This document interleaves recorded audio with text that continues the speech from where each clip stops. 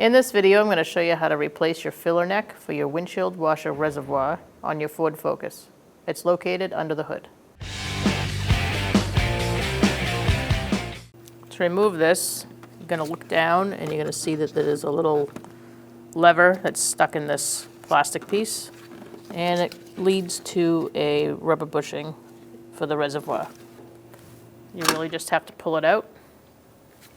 And as you can see, there's a little hook here that sticks in. Make sure that your filler neck is facing this way so that this goes into the hook and this is aimed into the reservoir. Place it in there. At the same time, you've got to put the hook in. Apply pressure. Make sure it's locked in. And you're good to go. When only the best will do, demand TRQ.